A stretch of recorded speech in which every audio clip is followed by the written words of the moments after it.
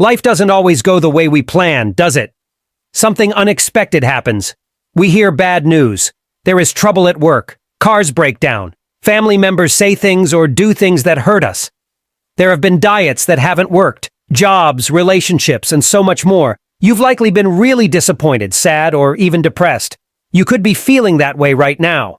As a life coach, people come to me for a multitude of reasons. Their main motivation, however, is always rooted in change. They either want to shake things up in an innovative way, start a new business, live more mindfully, explore their passions, or they're reacting to something unexpected, a job loss, a breakup, an unexpected transition like a health issue. These 8 steps will help you get moving again when things don't go your way. Process your feelings and let them go. Talking through your situation with someone you trust can be a good way to get back in balance. This might be a trusted friend, mentor, family member, or even a counselor. Meditation can also be a great way to process your feelings, to come to terms with not getting what you want. Sometimes we just need to express ourselves and be heard. However, not everyone has that luxury. A good alternative can be writing out your frustrations or even making an audio note on your phone. Get it out of your system so you can let it go and move on. Take a step back and evaluate. When something bad happens, take a step back and evaluate the situation. Some questions to ask yourself. What is the problem? Are you the only person facing this problem in the world today? How does this problem look like at an individual level, a national level, on a global scale? What's the worst possible thing that can happen to you as a result of this? How is it going to impact your life in the next 1 year, 5 years, 10 years? Doing this exercise is not to undermine the problem or disclaiming responsibility, but to consider different perspectives so you can adopt the best approach for it. Most problems we encounter daily may seem like huge issues when they crop up, but most, if not all, don't have much impact on our lives beyond that day. Watch your reaction. Okay, something didn't go your way, so now what?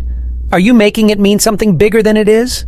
Are you making a breakup mean you're not pretty enough, smart enough, or lovable? Try to avoid catastrophizing, spiraling, and generalizing. All those ing words aren't going to help you feel any better. Stop yourself from going down a rabbit hole and making matters worse. Practice kindness with yourself. How good is your relationship with yourself? People who may not have the best relationship with themselves may take this opportunity to tear themselves down. This is something to be aware of, and to do your best to avoid that negative self-talk. You're a human being in a complicated world, doing the best that you can, even if your best isn't all that good. There's nothing wrong with that and nothing to be ashamed of. What you shouldn't do is beat yourself up. Tell yourself you're not good enough, not worthy, not smart enough, or whatever other negative thoughts pop up. Instead, grant yourself kindness to be human, learn, and grow. Process your thoughts, emotions. Process your thoughts, emotions with any of the 4 methods. Journal. Write your unhappiness in a private diary or in your blog. It doesn't have to be formal at all. It can be a brain dump on rough paper or a new Word document. Delete after you are done. Audio taping. Record yourself as you talk out what's on your mind. Tools include a tape recorder, your PC, Audacity is a freeware for recording, editing audio, and your mobile. Most mobiles today have audio recording functions. You can even use your voicemail for this. Just talking helps you to gain awareness of your emotions. After recording, play back and listen to what you said. You might find it quite revealing. Meditation. At its simplest form, meditation is just sitting/lying still and observing your reality as it is, including your thoughts and emotions. Some think that it involves some complex mambo-jumbo, but it doesn't.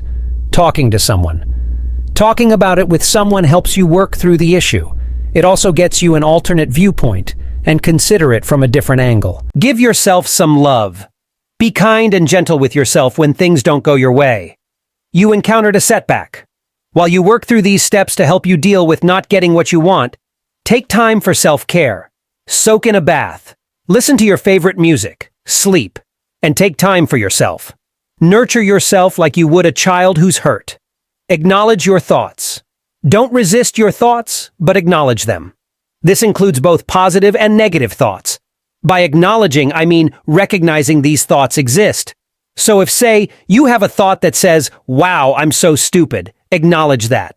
If you have a thought that says, "I can't believe this is happening to me again," acknowledge that as well. Know that acknowledging your thoughts doesn't mean you agree with them. It's simply recognizing the existence of said thoughts so that you can stop resisting yourself and focus on the situation at hand. Get busy. Life will never be 100% in your control. It can take us all by surprise. Someone once told me that when you consider all the factors, the traffic, the weather, the economy, who your parents are, you can actually control only 20% of your life. But you can give 100% to that 20%. Trusting life's greater plan does not mean that we have permission to do nothing. We need to be active. We need to be accountable for the things that we have the power to direct. You can control what you eat and drink. You can control whom you spend time with. You can control how much effort you put into your career. You can control whether or not you proactively date. You can decide which city to live in,